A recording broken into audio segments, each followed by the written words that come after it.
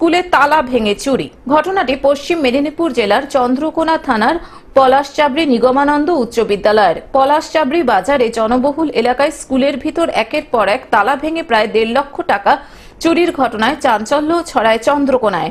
খবর পেয়ে স্কুলে গিয়ে গোটা ঘটনা খতিয়ে দেখে তদন্ত শুরু করেছে চন্দ্রকোনা থানার পুলিশ।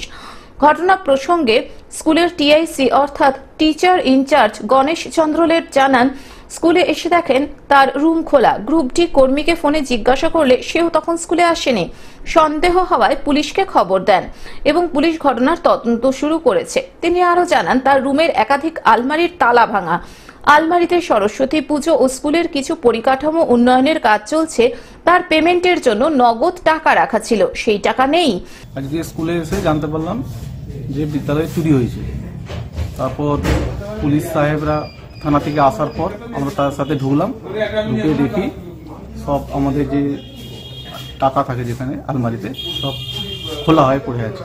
আলমারির তাড়া যে এখানে আপনার সরস্বতী পূজার টাকা আর ভোকেশনাল ফর্ম বিক্রি, মিড ডে মিলের সব টাকা ছিল।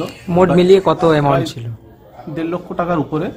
এই বিষয়ে স্কুলের কোষাধ্যক্ষ শুভাশিস গোস্বামী জানান, সরস্বতী পুজোর টাকা, ভোকেশনাল ফর্ম বিক্রির টাকা, মিড ডে মিলের টাকা সহ 1.5 লক্ষ টাকা ছিল, তা চুরি হয়ে গিয়েছে।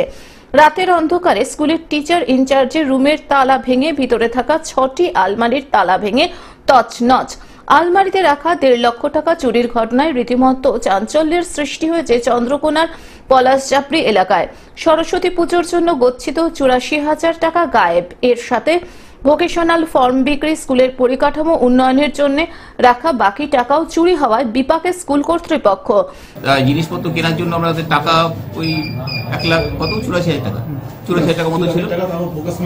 ভোকেশনাল কিছু টাকা ছিল, মিড ডে মিলের কিছু টাকা ছিল, ফর্ম বিক্রির টাকা ছিল, এইসব টাকাগুলো টুকটাক ছিল। যেহেতু স্কুলে কাজ চলছে, পিছন দিকে আমাদের ড্রয়িং চলছে, সামনে মাঠে কাজ চলছে, হ্যাঁ সিসি ক্যামেরা কাজ চলছে, বিভিন্ন কাজ চলছে বলে কিছু টাকা আমরা ক্যাশে রেখেছিলাম আমরা দেওয়ার জন্য।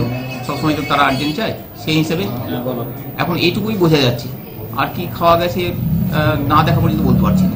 পুলিশ তদন্ত করে ঘটনার দ্রুত কিনারা করুক, এটাই চাইছেন স্কুল কর্তৃপক্ষ থেকে সকলেই। পশ্চিম মেদিনীপুর থেকে কল্যাণ মন্ডলের রিপোর্ট, গ্লোব নিউজ। এখন থেকে গ্লোব টিভি দেখুন আপনার স্মার্টফোনেও। গুগল প্লে স্টোর অথবা অ্যাপল স্টোর থেকে ডাউনলোড করুন গ্লোব টিভি লাইভ অ্যাপ। এছাড়াও জিও টিভি অ্যাপ থেকেও দেখুন গ্লোব টিভি লাইভ।